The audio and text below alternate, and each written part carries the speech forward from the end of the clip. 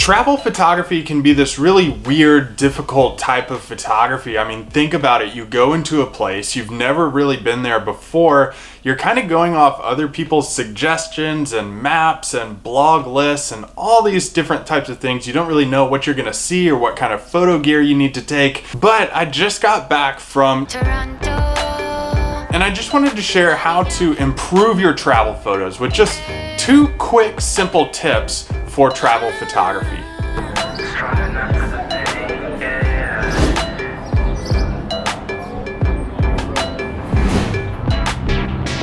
So like you probably like to do, I love to travel too, and just going and experiencing new places and cultures and just seeing new things, getting out of my comfort zone and finding different areas that I like around the world is something that really speaks to me, and it probably speaks to you too. But challenges occur when you take your photo gear into the field when you're traveling around. Number one, there are people everywhere. You don't really know what gear you need to take and use. Your gear is heavy. You have a really tough time carrying it around everywhere. So you want to pack light, but then what gear do you take? If you want to see what gear you need to take, you can click or tap the card showing up on your screen right now of the last episode in the vlog. But in my experience in Toronto, I found a couple different ways that you can definitely improve your travel photography. And I just wanted to jump right into the list. Number one is perspective is everything. And one of the best ways to show you this is I was in Distillery District in Toronto, and they have these really cool sculptures everywhere. And the thing you're tempted to do when you get up to one of these places and something you want to shoot is just walk up to it and click your camera and shoot right at eye level. That's something that you should definitely not do. One of the things that you can do to improve your travel photography is go into that situation. You can take that initial shot, but then you need to start working the situation and making a 360-degree loop around whatever you're trying to shoot and capture and display in your images to create a better perspective. Now, for a lot of travel photography, I think getting really low and down into a situation can really have a great impact on your composition and your photography. Like this photo where the leg of this sculpture, I don't know what this thing is. Is it like an alien? If you live in Toronto, comment below. I want to know what this thing is. I tried to figure it out for hours and I could not figure this thing out. But the leg is really just coming right into the frame, trying to just pull you into that. Now, when you get low, one of the things you're challenged with is a lot of empty negative space in the sky. You want to try to eliminate that too. Luckily, some spotty clouds were starting to move into the environment, and I tried to use a sun star peeking through those clouds to really take away some of that negative space, put another subject within the sky, really trying to create some cool lens flare too.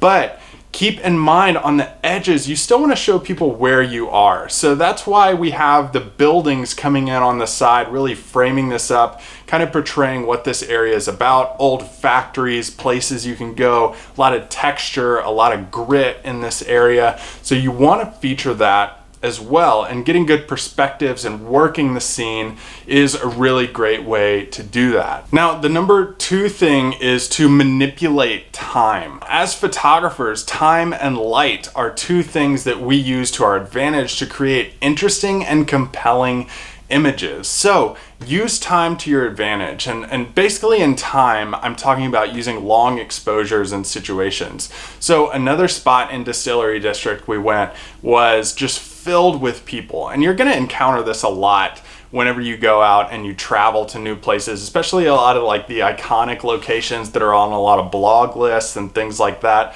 The touristy places that you go can be just filled with people, but that's okay. When you use time to your advantage, you can create interesting photos with some of the people who are there. Like, how many times have you gotten to a location and it's just swamped with people and you're like, oh, so many people here. Well, using time to your advantage, is a great way to eliminate that. So what I did was use a 10-stop neutral density filter to lengthen my exposure to a 1-minute exposure. And what this did was tracked any motion that moved around in the foreground and really blurred that out. So where people were standing within the foreground in the bottom of this frame, turned out it moved to paths and lines where people walked and moving around.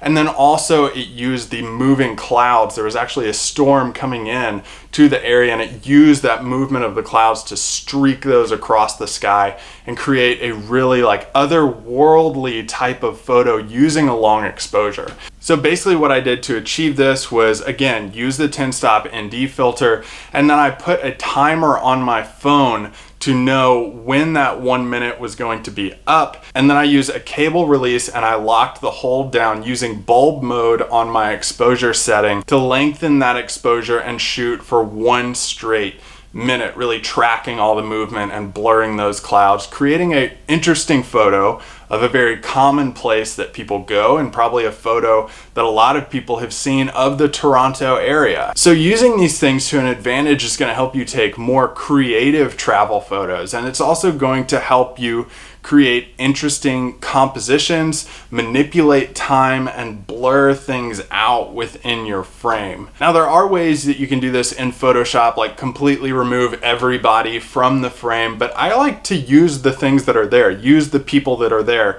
to create interesting photos instead of using post-processing to eliminate everybody. Because when people go there, they're gonna expect to see crowds. So I like to show that in an interesting way. So guys, next time you travel, go somewhere new, try these things out. Take some creative pieces of gear, like a remote shutter, like an ND filter, like getting good perspectives and trying to handhold some different shots and using your compositions well, because it's probably gonna turn out you're gonna get a lot more creative images of the places that you travel to, some of the known locations, in different ways. And that's our goal as photographers, is using these things to our advantage and create some interesting photos based on our photographic style. And can we give a hand to my wife, who eloquently filmed while I was shooting in these very crowded locations.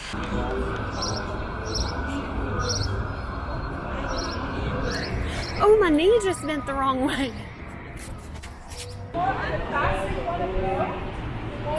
Thank you.